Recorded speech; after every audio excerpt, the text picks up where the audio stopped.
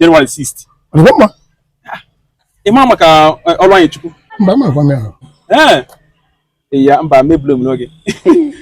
Ko yara ka gwa yara. Da wan ezigbo mmadu.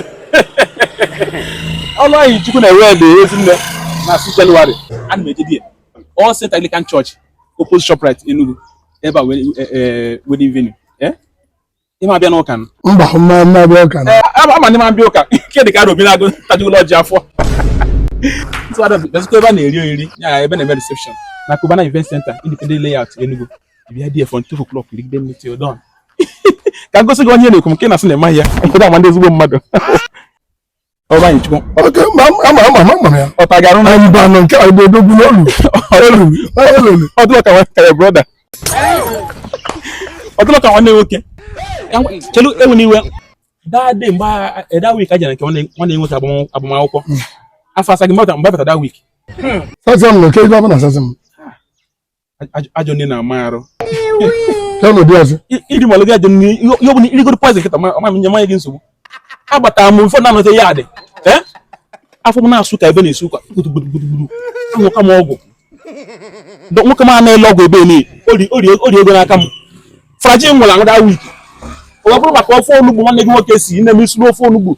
Miri esi ebe ise wala chala ikpere aka gị we no nni ka dị afọ mụ ndị nọ n'ụsọ ụmụ kene mo tini n'ọnụ ọnụ bili mmiri ofe onugbu ofe ya na awụlọ ọgwụ Igbo onye ọbụla ama akwụkwọ ọ bụ na bụ mmadụ ọ na mmadụ gị na-arụ ka atụrụ nwanne gị nwoke ahụ nya kweta ka ọra o jee n'ụlọ ụka akarịa amasọ anawa bụ ihe ụnụ kparị anyị ụnụ iberibe eziokwu ebe a nwoke m ọgịnị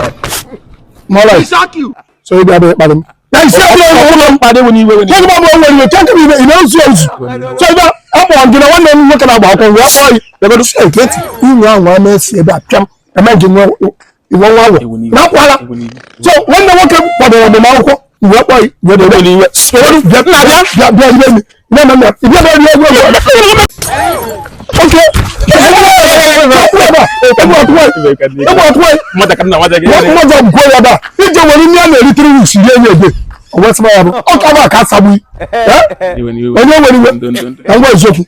first time the last time he repeats this kind of nonsense again. It was Charlie. Come see the sister brother. George, you bring me every 3 weeks. Just flash out. I'm a people na coat.